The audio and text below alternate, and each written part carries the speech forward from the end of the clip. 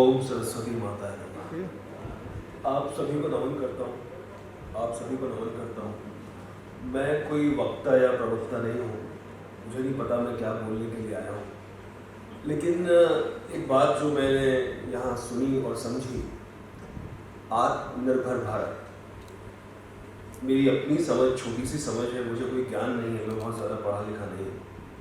मुझे लगता है कि भारत का मतलब भारतीय से है, भारतीयों से है, और अगर जिस दिन हर भारत आत्मनिर्भर हो जाएगा तो भारत अपने आप आत्मनिर्भर हो जाएगा।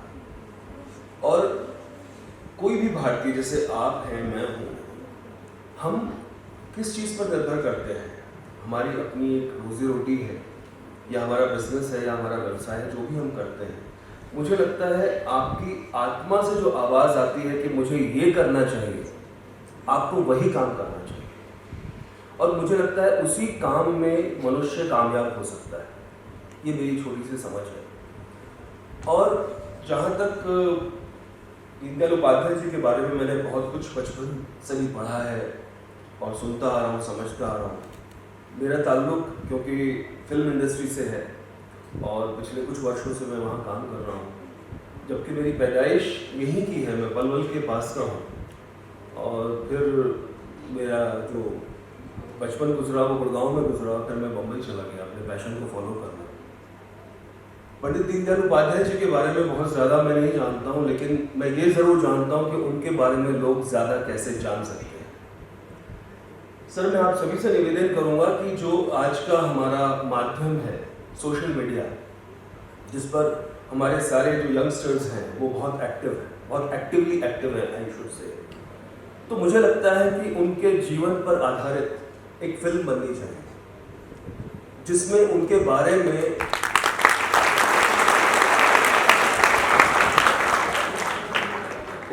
में लोगों को पता कैसे चलेगा। मुझे पर्सनली ऐसा मालूम है थोड़ा बहुत, क्योंकि मैं यंगस्टर्स के साथ ही दिन रात उठता बैठता हूँ। 15-16 साल से लेकर 20-25 साल तक के लोगों के साथ ही मेरा इंटरेक्शन होता है ज़्यादा से ज़्यादा।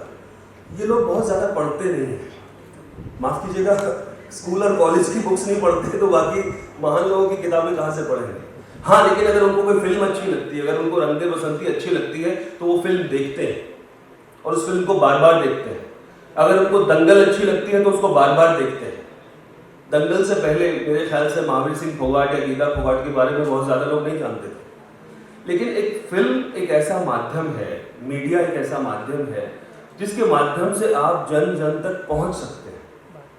तो मेरी प्रार्थना है, मेरी गुजारिश है, अगर ये संभव हो सके, मैं आप लोगों से बाद में चर्चा करूंगा, तो उनके जीवन पर आधारित एक फिल्म बननी चाहिए।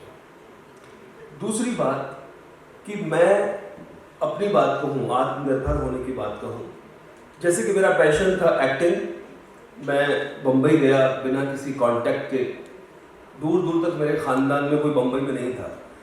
मैं यहीं कहूँ, पलवल कहूँ, मैं मोए वो भाषा भी आ गया जो तुम बोलो ना, ब्रिज की सब पता भैया मोए। और मेरा नाम जो है ना, मेरे घर का नाम ब्रिजेश है, तो ब्रिजेश का मतलब आप सबको पता है।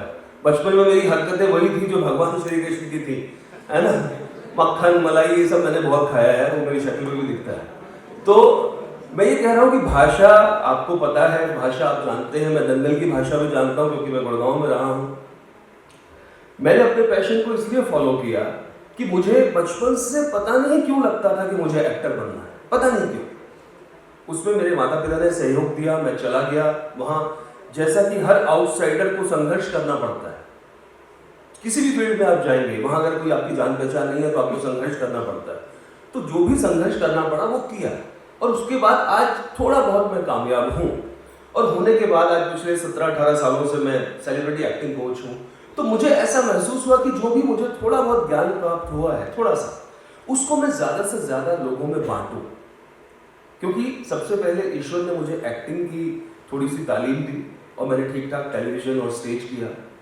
फिर मुझे लगा कि नहीं, मैं थोड़ा बहुत लिख सकता हूँ, कुछ चीज़ें डायरेक्ट कर सकता हूँ। तो मैं फिल्म मेकिंग सीखने के लिए मैं कैमरे के पीछे आया, और रंग दे बसंती मेरी पहली फिल्म थी। और रंग दे बसंती में जो 60-70% डायलॉग आपने सुने हैं, खासतौर से जितने भी डायलेक्ट्स हैं उसमें जो लहजे हैं, पंजाबी है, दिल्ली 6 का डायलेक्ट है, हरियाणवी है, वो सारे डायलेक्ट जो हैं वो मैंने ही थोड़ा बहुत उसमें अपना योगदान दिया है। तो वो सब करते करते करते मैं क्यों आया पीछे, क्योंकि मुझे डायरेक्टर बनना था, और डायरेक्टर बनने के लिए प्रैक्टिकल नॉलेज का होना बहुत ज़रूरी है। और अब मैंने 3 साल पहले अपनी पहली फिल्म डायरेक्ट की है, एक शॉर्ट फिल्म डायरेक्ट की है। अब आने वाले कल में मैं कुछ शॉर्ट फिल्म्स और फीचर फिल्म डायरेक्ट करने जा रहा हूँ। तो अब मुझे ऐसा लगता है कि मैं हर कॉलेज में जाकर, जैसे कि रिसेंटली मैंने अभी 17 दिसंबर को DY पाटिल इंटरनेशनल यूनिवर्सिटी है पुणे की, वहाँ मेरी मास्टर क्लास हुई। वहाँ करीबन 150-200 स्टूडेंट्स के साथ मेरी बातचीत हुई। तो मुझे लगता है कि हमारा जो यंगस्टर है, यहाँ के यूथ को इतना ना तो समय है, ना शायद वो आर्थिक तौर पे इतना सक्षम है कि बम्बई जाकर वहाँ ट्रेनिंग ले, वहाँ एक्टिंग सीखे, उसकी तालीम ली और फिर अपने करियर को आगे बढ़ाए। लेकिन मैं निकल पड़ा हूँ अपने शहर से, और मैं कोशिश कर रहा हूँ कि हर यूनिवर्सिटी में, हर कॉलेज में, जहाँ भी वहाँ के जो कुलपति हैं और वाइस चांसलर साहब हैं, जो भी ये चाहें कि भाई एक्टिंग की तालीम हमारे स्टूडेंट्स को देनी चाहिए, तो मैं कोशिश करूँगा कि उनको जो भी मेरी छोटी सी नॉलेज है मैं उनको वो तालीम दूँ। क्योंकि टैलेंट हर जगह है, पूरे देश में है, गांव-गांव में है, लेकिन वहाँ तक जाएगा कौन, वहाँ तक उनको पहुँचाएगा कौन?